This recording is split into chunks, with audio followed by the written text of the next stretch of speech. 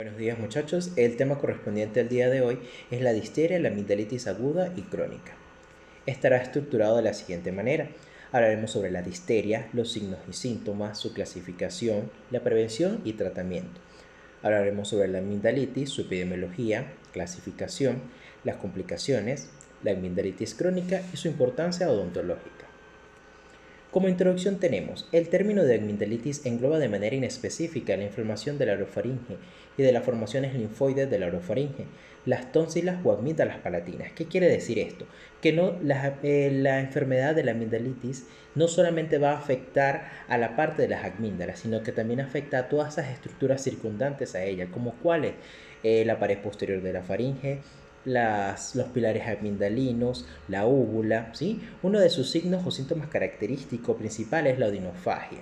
Pero esto es un síntoma inespecífico. ¿El por qué? Porque también se presenta en otro tipo de patologías, como las del área de la rinofaringia, otras poco frecuentes como la rinofaringitis aguda o la epiglotitis. Durante este seminario vamos a hablar un poco sobre la epidemiología, es decir, la frecuencia con que se presenta esta enfermedad de la amigdalitis, la disteria, ¿sí? Porque nosotros como personal del área de la salud debemos tener o manejar este tipo de enfermedades para poderlas diagnosticar y hacer los diagnósticos diferenciales entre los diferentes tipos de amigdalitis y poder indicar un tratamiento adecuado en estos pacientes. En cuanto al primer punto tenemos la disteria. Es un proceso infeccioso causado principalmente por la bacteria Corynebacterium disteria. ¿Qué afecta a este tipo de bacteria o este proceso infeccioso? Afecta a las membranas mucosas y también a las estructuras circundantes que nombré anteriormente. Cuando el paciente puede tolerar un tratamiento por vía oral cuando presenta este tipo de enfermedad, se puede indicar antibióticos por vía oral, pero hay algunos casos donde el paciente, como siempre ellos refieren una constricción faríngea, mucho dolor, no se puede indicar el tratamiento por vía oral. En cuanto a la epidemiología de este tipo de enfermedad de la disteria, se clasifica hoy en día en la actualidad en tres tipos. Una, en aquellos países donde no existe disteria, pero existen pocos casos importados. Otros en aquellos países donde la disteria se generó por brotes epidémicos y otros en países donde se ocurre de manera endémica. Cuando este tipo de enfermedad está mucho más avanzada, puede generar daño a nivel de los órganos como el corazón, los riñones o el sistema nervioso central. Otra característica también es que este tipo de enfermedad se puede presentar en algunos pacientes y estos pacientes no representan o no presentan ningún síntoma o síntoma, es decir, que presentan la enfermedad sin presentar ningún signo o síntoma, y a estos tipos de pacientes se le denominan portadores. Este tipo de enfermedad tiende a aparecer entre los 2 a 5 días después de haber tenido el contacto con esta bacteria. ¿Qué vamos a empezar a observar? Vamos a ver unas membranas blanquecinas, adherentes, que sobrepasan los límites de las amígdalas y sus confluentes. En cuanto a los signos y síntomas generales, ya vamos a ver los específicos. En cuanto a la disteria, presentan una rinitis con rinorrea, adenopatías cervicales por el proceso infeccioso, tos, disfonía, disnea, dificultad para respirar, fiebre y escalofrío. En casos mucho más avanzados, como dije anteriormente, a nivel del sistema nervioso central puede generar una poliradiculoneuritis, que puede generar una parálisis del velo y también de los músculos respiratorios. O en el caso a nivel renal puede generar una glomerulonefritis. Los síntomas característicos o las manifestaciones clínicas características de la disteria, una odinofagia intensa con disfagia, por lo que puede verse dificultado el tratamiento de vía oral en estos pacientes, fiebre que no suele sobrepasar entre los 38 a 38.5 grados centígrados, adenopatías que normalmente se ubican subangulomandibulares, va a haber un exudado espeso y blanquecino nacarado, como podemos observar en la imagen clínica, y puede haber una rinorrea mucopurulenta, característicamente va a ser unilateral. En caso de gravedad, los signos que va a referir el paciente es una voz afona o tos ronca, va a haber trastornos del ritmo cardíaco y va a haber regurgitaciones nasales y rinolalia. Según la Organización Mundial de la Salud, ellos establecen que la disteria es una enfermedad mortal que representa entre 5 al 10% y mayormente tiende a afectar a la población infantil, es decir, a los niños. Lo que venimos hablando se refería a un tipo de la clasificación de la disteria, que en este caso sería la disteria amigdalina. En cuanto a la disteria, el otro tipo de disteria tenemos la disteria de la piel o cutánea. que esta también es ocasionada por la bacteria Corynebacterium diphtheria de dermatosis. Normalmente se da en climas tropicales y tiende a tener una frecuencia de mayor a menor en miembros inferiores, miembros superiores y en cabeza y tronco. En cuanto a las características o manifestaciones clínicas que vamos a observar, vamos a ver un enrojecimiento, hinchazón, lesiones morfológicamente diferenciadas, úlceras en forma de socavados como podemos observar en la imagen, cubiertas por escara o membrana necrótica, van a ser los bordes son delimitados y se puede acompañar de infección estreptocócica o estafilocócica. Y el otro tipo de clasificación de la difteria es la difteria respiratoria o nasal, que se caracteriza ¿por qué? Porque va a haber una secreción serosanguinolenta, va a haber escasa fiebre, toxicidad general y la pseudomembrana de aspecto blanquecino que va a obstruir una de las fosas nasales, como podemos observar en la imagen. En cuanto a la prevención, anteriormente, antes de que aparecieran los antibióticos, este tipo de enfermedad era muy frecuente y tendía a afectar mucho a la población infantil. Hoy en día, en la actualidad, este tipo de enfermedad es tratable y existe una vacuna contra ella. En cuanto a la vacuna contra la difteria, siempre se coloca o se refiere con otras vacunas, como cuáles el tétano, la tosferina o tos convulsa. Y a la vacuna contra la difteria será una vacuna triple, porque como lo dije, está asociada o se aplica con asociación en la del tétanos y la tosferina. Hoy en día, en la actualidad, se denomina vacuna contra DTaC para los niños y vacuna contra TDAC en los adolescentes y adultos. Los médicos recomiendan aplicarla a los bebés, cuando estamos bebés. Se aplica en el brazo o en el muslo. ¿En qué consiste esta vacuna? En una serie de 5 inyecciones de 2 meses, 4 meses, 6 meses, de 15 a 18 meses y de 4 a 6 años. Ellas pueden tener efectos secundarios en los niños, que puede presentar fiebre leve, somnolencia, sensibilidad en la zona donde se aplicó la vacuna y en algunos casos se pueden presentar efectos secundarios graves pero que son tratables, como reacciones alérgicas como una urticaria o un sarpullido minutos después de haber colocado la vacuna. Algo importante con la vacuna contra la difteria es que debemos hacer la inyección de refuerzo y esta debe aplicarse la primera entre los 11 a 12 años y luego recomiendan hacerla en intervalos de 10 años. En cuanto al tratamiento, en este cuadro vamos a hablar de manera general y ya vamos a ver un poco más específico en cuanto al tratamiento antibiótico en las personas afectadas como en las personas de contacto. Tomas de muestras bacteriológicas se debe aplicar tanto en las personas afectadas como en las personas de contacto. Los antibióticos igual a personas afectadas y debemos hacer profilaxis antibiótica en las personas en contacto. En cuanto a la seroterapia, se hace solo en las personas afectadas para neutralizar esa toxina. En cuanto a la vacunación en las personas afectadas y en el caso de las personas en contacto, salvo si la persona ya ha recibido al menos 3 dosis de vacuna con la última inyección en el año previo. El aislamiento es algo fundamental que debemos hacer en estos pacientes. Aislarlo, ¿por qué? Porque esta es una enfermedad de fácil transmisión. Se transmite por las gotas del aire, como el estornudo, el toser y en los objetos o artículos personales de las personas contagiadas con esta enfermedad, porque la bacteria se adosa sobre ellos y alguien que toque este objeto contaminado puede adquirir la enfermedad. Por eso deben aislarse estos pacientes. La declaración es obligatoria ante las autoridades sanitarias. En el caso de las personas en contacto se deben hacer estas muestras microbiológicas, es decir, se debe hacer un frotis nasal y faríngeo para determinar la presencia de esta bacteria y ya el aislamiento se va a levantar cuando se le aplique nuevamente esta prueba y estos pacientes den negativo. En cuanto al tratamiento antibiótico, ellos no tienen efecto en aquellas, como digo, enfermedades exotoxínicas. Pero ¿qué van a generar qué efecto, van a generar los antibióticos? Van a reducir el crecimiento bacteriano y la durabilidad de ser portador de esta enfermedad. En cuanto a los antibióticos que vamos a indicar, sería la penicilina G en dosis de 20.000 a 50.000 unidades en los niños y de 1.2 millones internacionales en los adultos. En el caso de alergia, vamos a indicar eritromicina en dosis de 2 o 3 gramos en los adultos y de 50 miligramos en los niños. En el caso de que el paciente pueda tolerar tratamiento por vía oral, indicaremos penicilina B o fenoximetilpenicilina. En el caso de ser alérgico, indicaremos acitromicina de 40 miligramos. La duración de este tratamiento es de 14 días. En el caso de las personas en contacto, Haremos la profilaxis antibiótica penicilina G-benzatina en dosis intramuscular única de 600.000 unidades en menores de 6 años y a mayores de esa edad 1.2 millones de unidades. Como alternativa tenemos la penicilina B, la amoxicilina o la eritromicina que se indicaría por vía oral y la duración de este tratamiento es entre 7 a 10 días. En este cuadro vamos a ver la seroterapia antidistérica, dependiendo del tipo de disteria, la posología, las unidades internacionales que vamos a indicar y la vía de administración.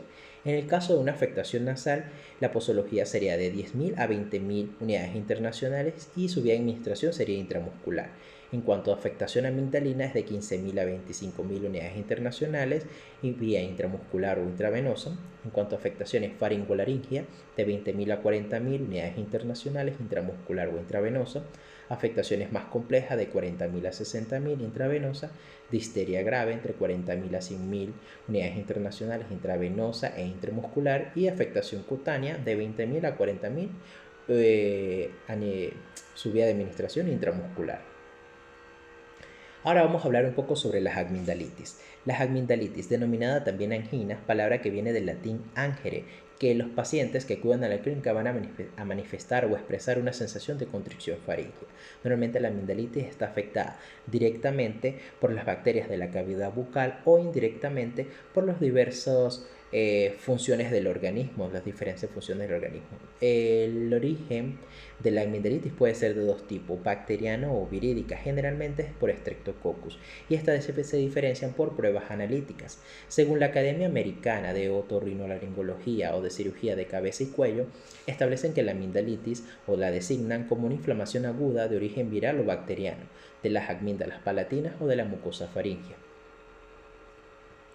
En cuanto a las amígdalas, son un mecanismo de defensas. Ellas representan un reservorio de linfocitos B que normalmente tiende a afectar a los niños mayores de 3 años y hasta los adultos en una edad de 50 años. Las amígdalas van a ir creciendo a medida que el niño va entrando en contacto con agentes infecciosos y se va activando el sistema inmunológico. El tamaño máximo de estas amígdalas va a ocurrir entre los 3 a 6 años y va a ocurrir una reducción de estas amígdalas entre los 7 y 8 años. En la edad adolescente se dice que las amigdalinas son casi inactivas y estas tienen un periodo de incubación, el proceso de amigdalitis, de entre 3 a 4 días. Anteriormente había mucha discusión en cuanto a si las amígdalas tenían una participación en cuanto a la producción de inmunoglobulinas. Hoy en día, gracias a los estudios de algunos investigadores como Ishikawa y colaboradores, se puso en evidencia de que la producción de inmunoglobulinas por parte de las amígdalas, que se van a distribuir en las superficies epiteliales como en el parenquima. ¿Cuáles son estas inmunoglobulinas y dónde se van a ubicar? Aquí las tenemos. La inmunoglobulina A se ubica en la superficie de epitelio y subepitelio, la inmunoglobulina M en las criptas amigdalinas, la inmunoglobulina G en el subepitelio y el folículo germinativo. La inmunoglobulina E y D van a estar diseminadas por todo el tejido.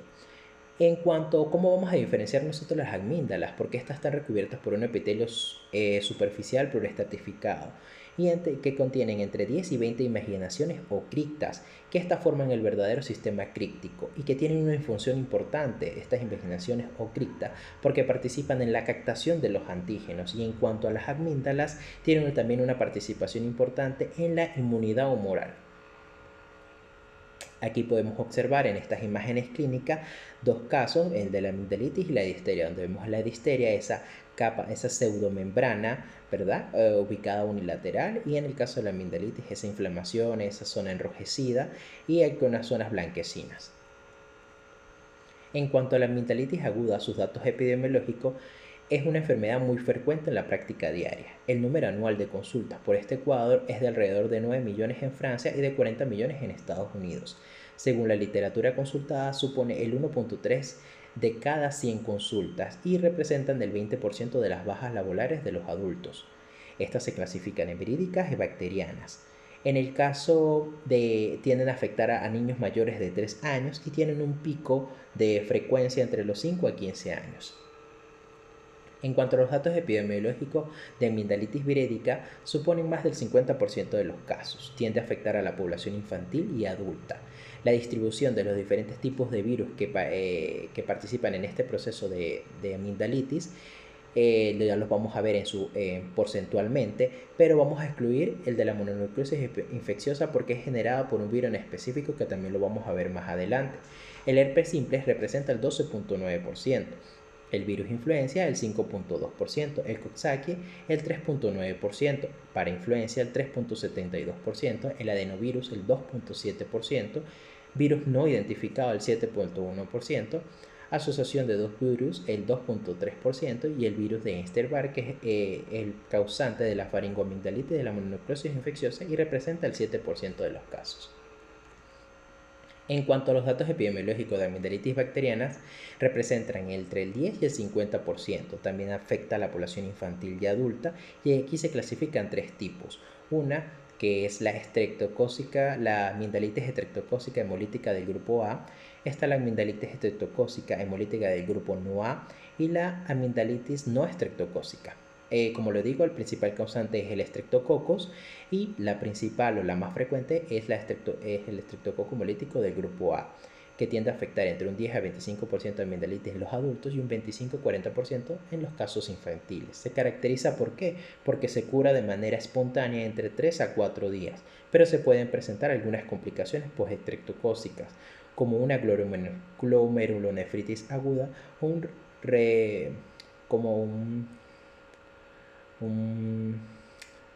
se me olvidó. Un reumatismo articular agudo. En cuanto a la clasificación, hay tres tipos. Hablaremos sobre la amigdalitis eritematosa o eritematopulácea, la amigdalitis ulcerosa u ulceronecróticas y amigdalitis pseudomembranosa. Que vamos a hablar de cada una de ellas, las manifestaciones clínicas, el diagnóstico y el tratamiento, que es como les digo, para que nosotros podamos saberlas identificar y realizar el diagnóstico adecuado y el tratamiento de estos pacientes. La primera es la amigdalitis eritematosa o eritematopulácea. Es la forma clínica más frecuente, representando el alrededor del 90%, y esta puede ser virídica o estreptocócica. ¿Cómo vamos a saber cuando se da de forma virídica o estreptocócica? La estreptocócica, su cuadro clínico aparece de forma muy brusca y vamos a observar adenopatías subdigástricas. En el caso de las virídicas, su aparición es insidiosa y presenta manifestaciones generales. Sus síntomas son muy generales. ¿Qué vamos a observar en este tipo de amigdalitis? Va a haber un aumento de tamaño y va a haber unas zonas con eritema.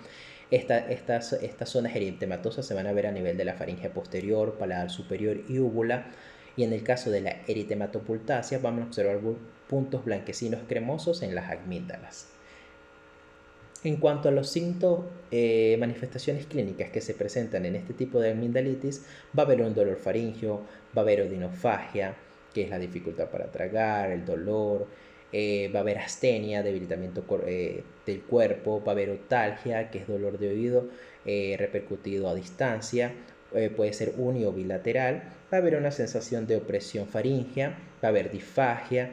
Cuando se presenta la disfagia muy intensa, en algunos pacientes hay que hacer traqueotomía, debido a que se encuentran muy obstructivos y se les dificulta, o en aquellos pacientes con dificultad respiratoria, disnea.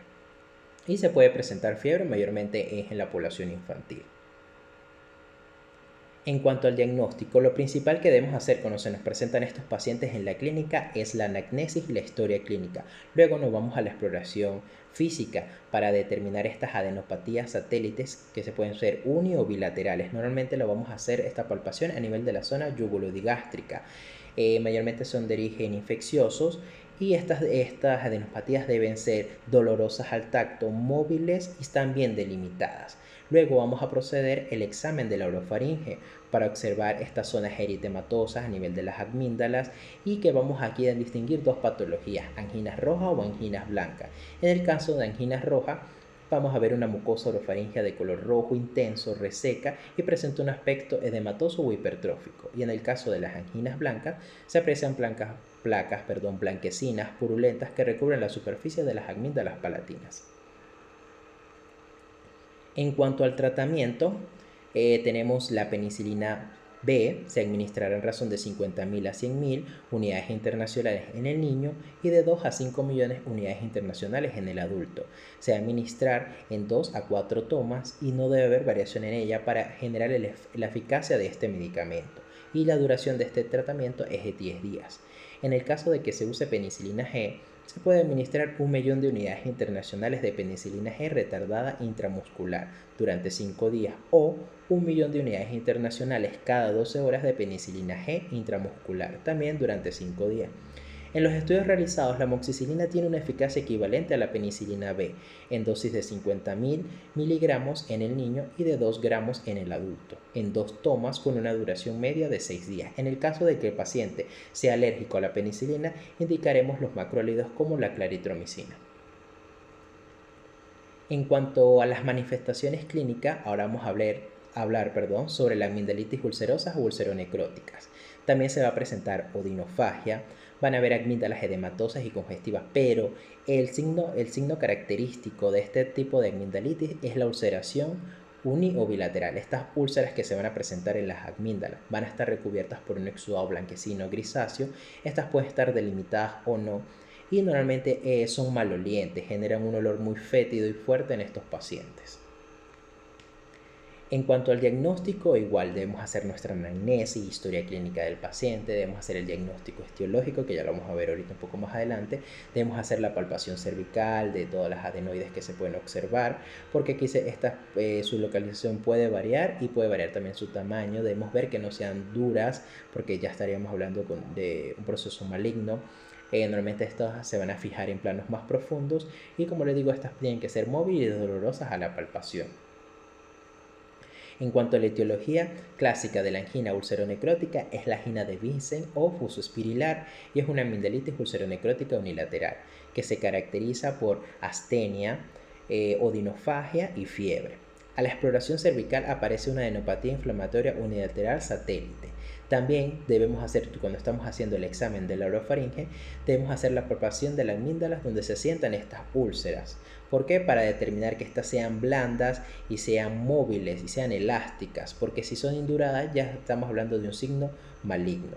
Estas también se asocian o se acompañan de una boca séptica y un olor y un mal aliento intensamente fuerte, que se indica realizar las pruebas microbiológicas como frotis faringeo para determinar la presencia de estas bacterias anaeróbicas, como cuáles: el bacilo fusospirilar de Blauvicen, el Fusobacterium necropurum y el Treponema vicente.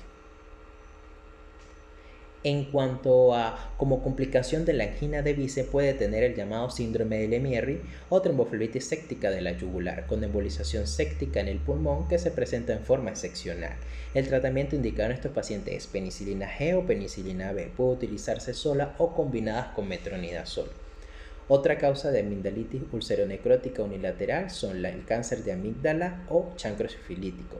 Algo para seguir continuando importante es que se me ha olvidado acortarles: cuando nosotros estamos indicando este tipo de tratamiento, al ser penicilinas ser tan fuertes y potentes, debemos también indicarle a nuestros pacientes por un protector gástrico. Ok, continuamos. Referente al cáncer de amígdala, debemos hacer mucho hincapié cuando estamos realizando la historia clínica de estos pacientes, ¿sí? Para ver su antecedente tabáquico y alcoholismo y el año de evolución de estos antecedentes. También va a presentar odinofagia y hematemesis. Debemos hacer una muy buena palpación cervical, ya que se pueden observar metástasis cervicales. En cuanto a la exploración de la orofaringia, debemos hacer la palpación de las úlceras a nivel de las amígdalas, porque en este caso van a estar induradas, o sea, van a estar duras, no van a ser móviles como en la anterior, porque estamos hablando de un proceso maligno. También estas al momento de hacer la palpación van a sangrar con facilidad y puede haber sensación de infiltrado, van a expresar los pacientes. Para nosotros confirmar este diagnóstico debemos hacer una biopsia y un estudio anatomopatológico. En cuanto al chancro sifilítico, se caracteriza porque es una úlcera poco profunda de consistencia leñosa a la palpación y se indica las serologías específicas como el frotifaringio. En cuanto a la último tipo de amigdalitis sería la amigdalitis pseudomembranosa. En cuanto a sus manifestaciones clínicas, también presentan odinofagia, ¿verdad? Se van a empezar a caracterizar. ¿Por qué? Porque va a haber una zona enrojecida, va a haber eritema, va a haber un depósito de fibrinógeno en la amígdala de aspecto grisáceo, una capa blanquecina homogénea, va a haber fiebre alta y adenopatías, que en las adenopatías debemos ser muy cuidadosos cuando las estamos haciendo, porque en este caso estas adenopatías se encuentran localizadas en diferentes zonas y tamaños. Hay dolor articular y se acompaña también de dilatación del hígado y el vaso. Principal causante es el virus de Epstein-Barr, que también participa en la aparición de la mononucleosis infecciosa. Es muy frecuente entre niños y adolescentes. También se dice que la bacteria Corynebacterium distaria tiene una influencia en la aparición de este tipo de amigdalitis, pero según la literatura dicen que su participación es muy rara.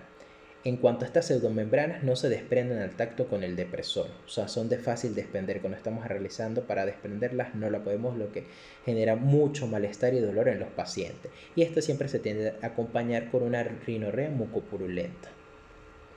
En cuanto a su diagnóstico, debemos hacer una analítica bioquímica básica. Debemos hacer un frotis faríngeo para descartar la presencia de Corynebacterium y descartando, irnos enfocando hacia el tipo de amigdalitis que está presentando ese paciente en este caso. Debemos hacer en caso urgente inmediato la prueba de Paul Bennett para descartar que sea mononucleosis infecciosa y hacer una prueba específica para el virus de Epstein-Barr. En cuanto a la mononucleosis infecciosa, se diagnostica con los síntomas que hemos venido hablando durante este seminario. Presentan una linfocitosis atípicas, presentan una linfocitosis, presentan anticuerpos heterófilos de Paul Bunel y anticuerpos frente a los antígenos B. Este tipo de mononucleosis infecciosa aparece a las 2 semanas de la infección y persisten entre 8 a 12 semanas. En cuanto al tratamiento referente a la mononucleosis infecciosa, en ausencia de signos de gravedad local o sistémica, va a ser ambulatoria y sintomática. ¿Y qué se indica? Se indican analgésicos antipiréticos comunes. En caso de astenia muy intensa o amigdalitis obstructiva, se ingresará de forma urgente hospitalaria y se van a indicar corticosteroides. En el caso de los que pacientes presenten una disnea muy grave o avanzada, se indican aerosoles de adrenalina. ¿En qué consiste? En 5 mililitros de adrenalina al 1/1000 en aerosoles por 15 minutos con un promedio de aplicación de 6 diarias. En el caso de signos de sobreinfección bacteriana de las lesiones orofaringeas, el tratamiento sería antibiótico-terapia. ¿Qué antibiótico vamos a indicar? La penicilina procaínica, diclosaxilina, eritromicina, cefalosporina, y debemos evitar la amoxicilina, ya que en estudios han demostrado que no tiene ningún tipo de eficacia en este tipo de amigdalitis pseudomembranosa. En cuanto a las complicaciones de la faringoamigdalitis aguda, ¿qué lo vamos a hacer en qué pacientes? Cuando estamos realizando la anamnesis en aquellos pacientes que han presentado faringoamigdalitis y que no fueron tratadas o que presentaron faringoamigdalitis aguda y se le indicó el tratamiento pero no tuvo ningún efecto sobre ellos. Entonces, estas complicaciones de la faringoamigdalitis aguda se clasifican en dos: supurativas y no supurativas. Las supurativas están las leucorregionales. ¿Qué vamos a observar? ¿Cuáles son las que participan aquí? El flemón periamigdalino, el acceso periamigdalino, el acceso latirofaringio, preestilio o retroestilio, la trombosis séptica de la vena yugular interna, que es un síndrome de Lemierre. En el caso de las no supurativas están las locorregionales y sistémicas. En cuanto a las locorregionales, las amígdalas se van a observar hipertróficas, ¿sí? Pues que ya van a casi construir toda la vía de la faringe y casi que se unen en la línea media. Y va a haber una obstrucción respiratoria superior. En el caso de la sistémica, hablaremos de una fiebre reumática, una glomerulonefritis aguda o una coria sin DNAM. En cuanto al tratamiento de las complicaciones de la faringoamigdalitis, el indicado es la amigdalectomía, que tiene dos indicaciones, unas absolutas o unas relativas. En el caso de las absolutas es cuando la obstrucción respiratoria va a haber obstrucción respiratoria por gran hiperplasia amigdalina, como le dije también, que en algunos casos hay que indicarles la traqueotomía para poder que el paciente pueda respirar, pero el tratamiento como tal es la amigdalectomía. Las relativas se clasifican en 4. Está la amigdalitis a repetición, que existe la regla de 5 a 7 cuadros en un año. El flemón boasexo periamigdalino, que aquí hay que indicar la hospitalización del paciente, iniciar el tratamiento antibiótico intravenoso. En el caso de acceso, estos deben ser drenados en pabellón y durante este procedimiento los médicos realizan de una vez la cirugía de la amigdalectomía. Este proceso no es nada más que el retiro de las amígdalas.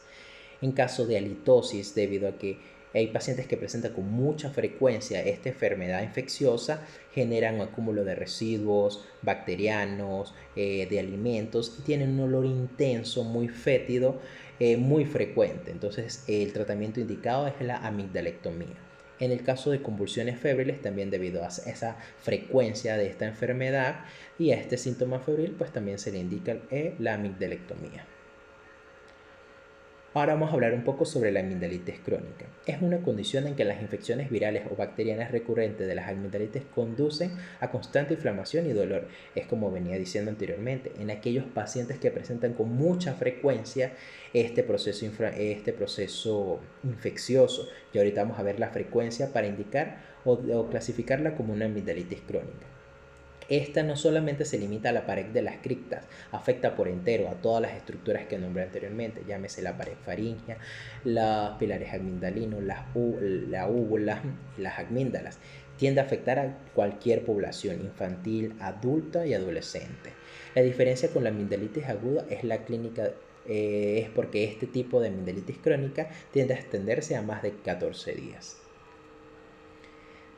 En cuanto a la amigdalitis crónica, también podemos decir que se define como el paciente que ha presentado 7 episodios de amigdalitis en un año, 5 episodios de amigdalitis por año en 2 años consecutivos, 3 episodios de amigdalitis por año durante 3 años consecutivos, pus, hay presencia de pus, material gaseoso, y va a haber unas capas de células epiteliales descamadas que envuelven cristales de colesterol, grasas, leucocitos y algunas veces depósitos de material calcáreo. En cuanto a la importancia odontológica y como conclusión a este seminario, sabemos que este tipo de enfermedad es un proceso infeccioso que se da a nivel de la cavidad bucal, como sabemos, la cavidad bucal es la entrada principal a nuestro organismo, es decir, que tenemos que tener sumamente cuidado cuando vamos a tratar o se nos presentan estos pacientes en la clínica, ya que estos tipos de enfermedades o este proceso infeccioso puede darse de dos formas, a nivel bacteriano o a nivel virídico, y estas bacterias o virus que se encuentran adosadas, en este caso en las amígdalas y en la cavidad bucal, pueden viajar o dirigirse a los órganos, como en el caso del corazón, y pueden ocasionar una cardiopatía severas. Es por ello que nosotros, como personal del área de salud y como odontólogos, y siendo la cavidad bucal nuestra principal fuente de trabajo, debemos tener los conocimientos pertinentes para poder tratar a estos pacientes, saber hacer el diagnóstico para poder emplear el tratamiento adecuado en ellos. Para así nosotros, ¿qué evitamos? Evitamos la propagación, es decir, una infección cruzada, porque como lo dije, este tipo de enfermedad o de procesos infecciosos como la difteria o la amigdalitis son de fácil transmisión. Estas bacterias se adosan, se pueden transmitir por gotas, por el estornudo, por la tos, se adosan, por ejemplo, a nuestro instrumental se pueden adosar, y si nosotros no tenemos los cuidados o las normas de bioseguridad pertinentes, podemos generar una infección cruzada o podemos generar enfermedades a distancia, como le dije, como unas cardiopatías severas, que también este tipo de enfermedades a distancia la observamos en las enfermedades periodontales, ¿sí? En una periodontitis grave, que en estas bolsas se usan muchas bacterias que se pueden diseminar a través del torrente sanguíneo y pueden generar una endocarditis bacteriana. Es por ello que tenemos que tratar con sumo cuidado a estos pacientes, y la importancia de este seminario, que espero que hayan comprendido la diferencia entre cada tipo de amigdalitis y el tratamiento que podemos emplear en ellos para evitar esto de infecciones cruzadas o enfermedades a distancia. Aquí está la referencia utilizada para realizar este seminario. Espero que les haya gustado y que hayan comprendido un poco acerca de lo que es la difteria y los diferentes tipos de amigdalitis, y tanto de la amigdalitis aguda y crónica, y los tratamientos que podemos emplear en cada uno. Me despido, muchas gracias, espero que les haya gustado.